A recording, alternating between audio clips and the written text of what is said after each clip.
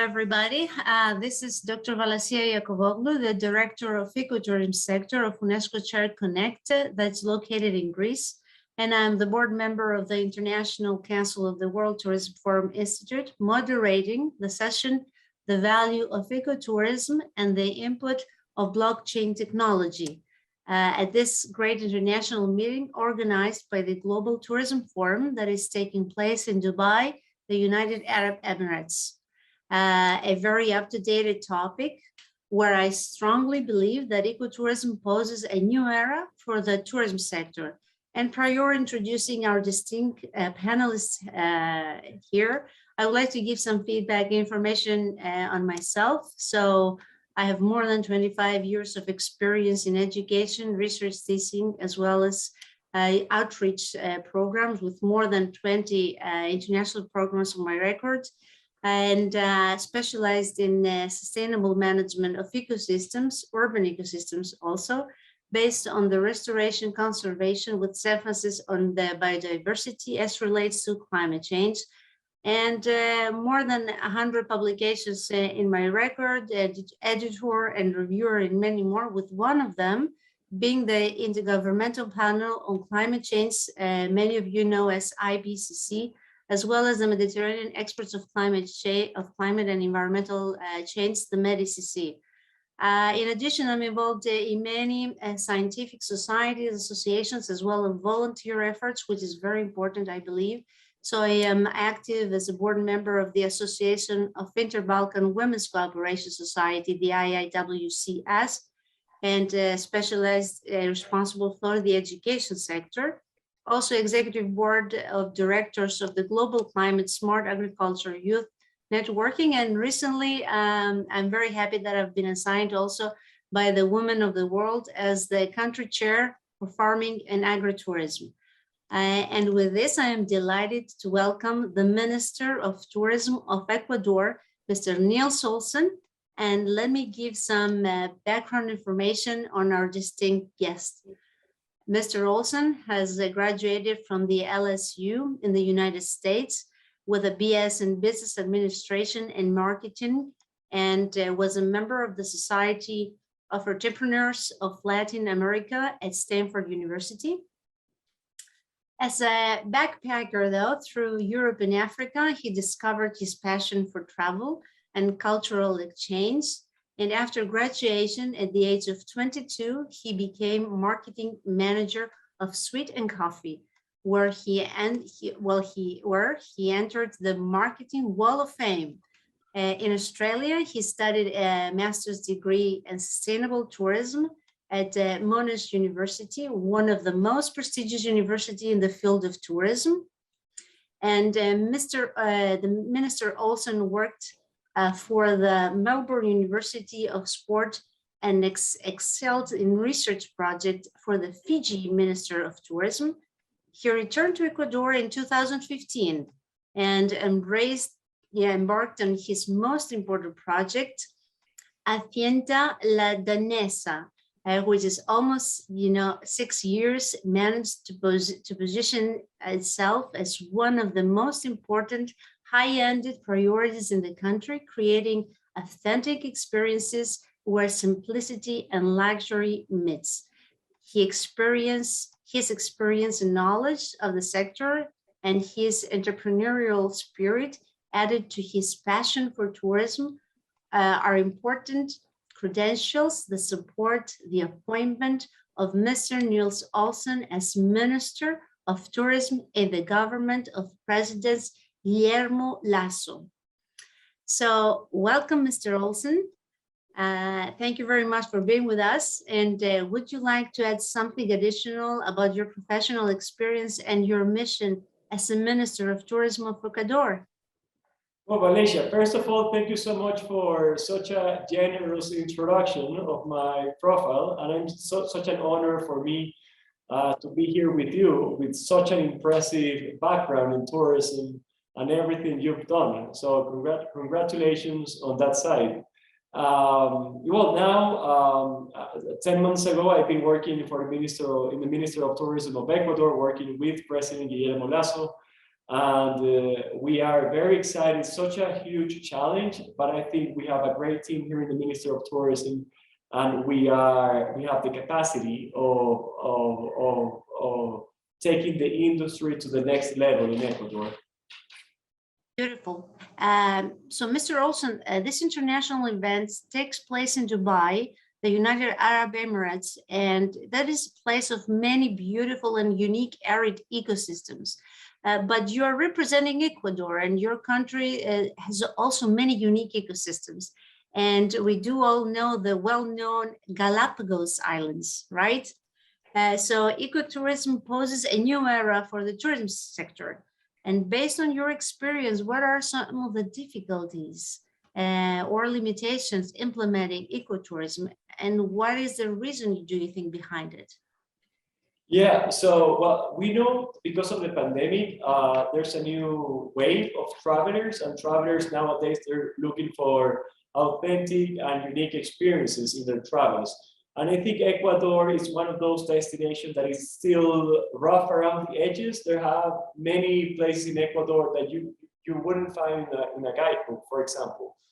So I think at the moment we have an amazing competitive advantage when we compare it to other countries. Ecuador right now is ranked number 5 out of the 17 most biodiverse countries. But I think one of the most beautiful things that Ecuador has to offer is it's a very small country, but it has a lot to offer. Not only biodiversity. So when we speak about biodiversity, we have 4 regions. We have the Amazon, we have the highlands, the lowlands, and the Galapagos Islands. And because we're a very small country, it's so easy to move from one place to the other. So we can say that one day during the morning you can be having breakfast in the Amazon rainforest, and then drive for about 2 or 3 hours and be in beautiful Quito. Then you can take a flight to the Galapagos Islands, and then you go back to the lowlands of Ecuador.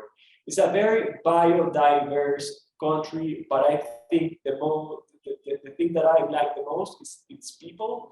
Ecuadorians are very hospitable. They're always with a smile. They're very friendly.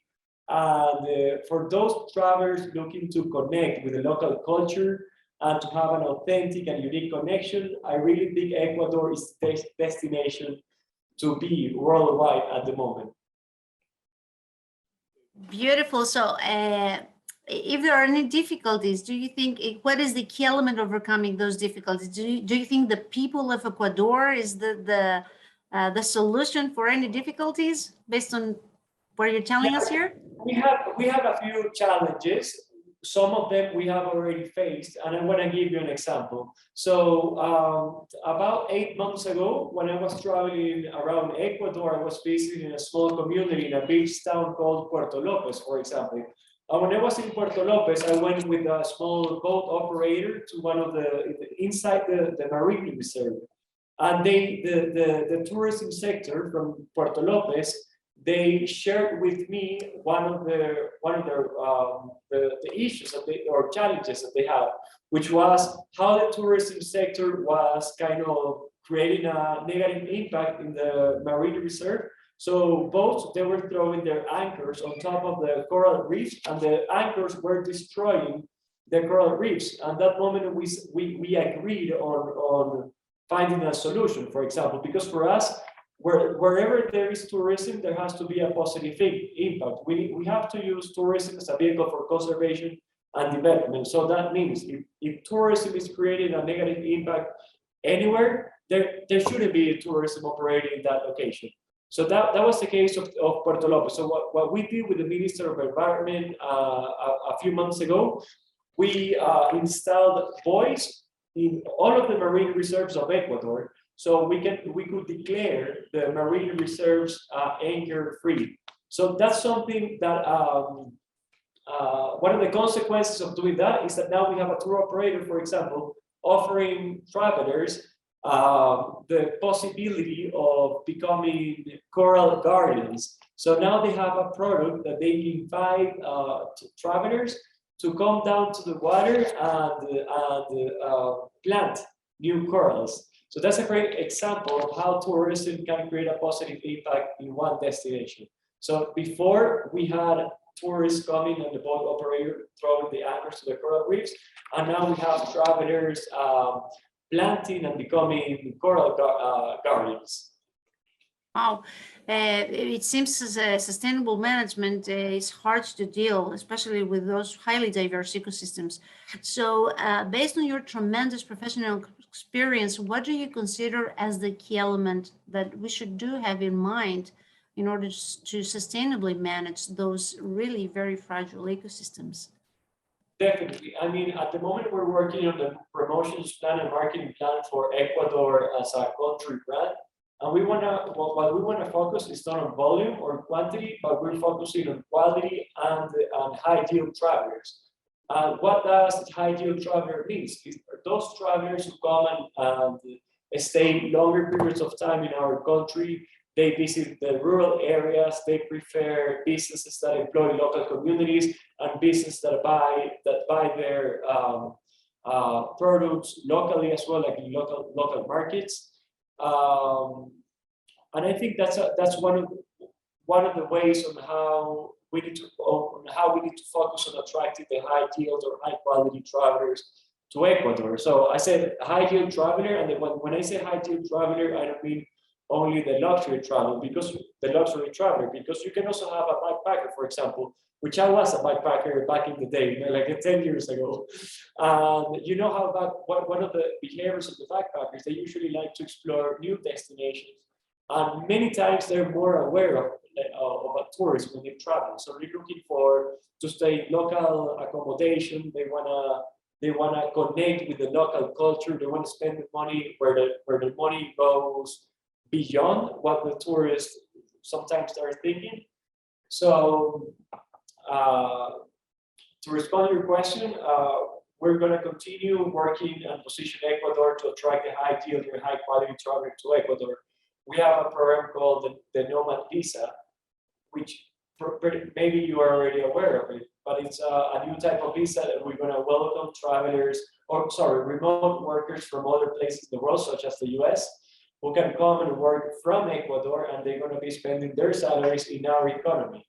And they can, let's say, for example, we have, I want to give you an example. So Amy, I'm going to call this fictional character Amy. Amy, she lives in New York. She's 30 years old. She makes $10,000 per month, but she spends $5,000 in her living expenses. And she's kind of tired of the rat race. She's tired. She needs a new motivation. She wants to work with a purpose. So Amy could be with a nomad visa in Ecuador. She could be working from Puerto Lopez in a beautiful beach town where you have humpback whales and giant manta rays visiting us every year with a $1,200 living expense per month. And she's going to be spending her salaries in our economy, and she's going to find a new purpose because she can become a coral guardian, for example.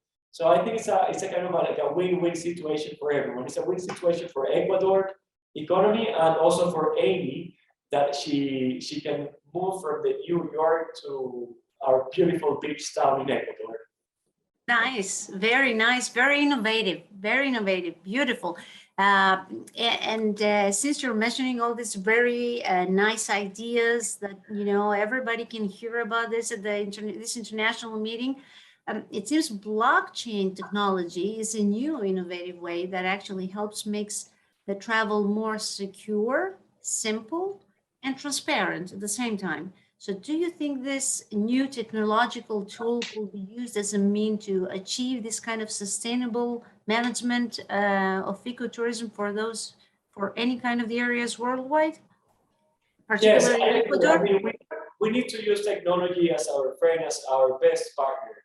So we're working hand in hand with technology to make everything easier. So going back to the example of the Nomad Visa, we're comparing ourselves with other countries in the region that in some cases we consider our competitors, but at the same time, they are collaborators because we need to work as a team as the region.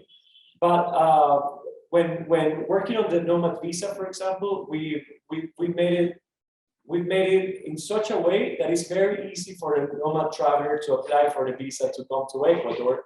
and the process to keep it as simple as possible. I think it's a new vision of government. We need to make everything easy for the traveler. We need to make everything easy for the private enterprises. But it's very important to put it on the table that we need to work on sustainable actions. Like as I said before, what we want to attract to Ecuador is the high quality traveler, the high yield traveler, and we're not worried much about the numbers, but more about the quality of the travelers who come visit us in Ecuador. I couldn't agree. It's the same thing. Keep the tourists happy, and also in accordance to keeping the environments, in our base sustainable way. This is the best way to go. I agree with you. And based on the academic kind of my background, I'm also the chief editor in one of the issues at the International Journal of Sustainability. And the title is Ecotourism and Sustainable Development Challenges and Opportunities. So what do you consider as the biggest challenge and the biggest opportunity that ecotourism faces in accordance to achieving the sustainable development as relates to the implementation of this blockchain technology? Do you see any difficulties implementing it? Yeah, what are your thoughts? There are many challenges. I think in Ecuador, we've been working with this new government for about 10 months. And one of the challenges has been working hand in hand with the private sector, for example, working as one team. I think we have done pretty well. Right now, we're working with the private sector hand in hand. So we've been, at the moment, very successful doing so. And also not convincing, but persuading the Ecuadorians to see that we can have that we can base our future economy on tourism, not oil or mining, for example. So that's a challenge that we need to face and work very hard in the next couple of years. It's not something that we're gonna solve from one day to the other. But we have to consider there are many good actions that we're taking, that we're working on at the moment, but we still have to keep pushing. Well, it seems a lot of work, but you have a vision. And when somebody has a vision, then everything comes into place and will be achieved in the best possible way. So, I am super excited about the future, and I'm very optimistic about the tourism industry in Ecuador. So when we started, we have a great vaccination. We had a very good vaccination. Sorry, my English is a little bit rusty. But so in Ecuador, we were able to vaccinate the whole tourism industry before the other industries because it was the most affected by the pandemic. So we were one of the first countries in the region to have the whole industry vaccinated.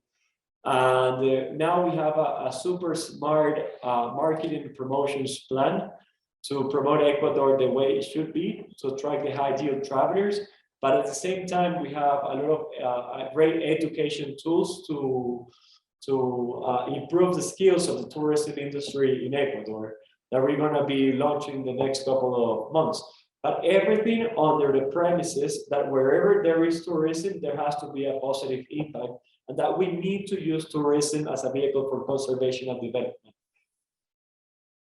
Well, thank you very much, Mr. Olsen. It seems everything is nicely placed and organized for the next step. So this is a great way to work with the tourism sector. So everybody, this was Valasia Iakovoglu, the Director of Ecotourism Sector of UNESCO Chair Connect, moderating the value of ecotourism and the input of blockchain technology. We could talk for hours here with the Minister of Ecuador, Mr. Olsen. Thank you so much for your input, for everything. So many thanks to our standing panelists, the Minister of Tourism of Ecuador, Mr. Niels Olsen, for being with us and sharing his professional experience and knowledge as relates to the value of ecotourism and the input of blockchain technology. highly appreciate. Thank you very much. Thank you. Thank you so much, Valasia. It's been such an honor, and thank you so much for inviting me.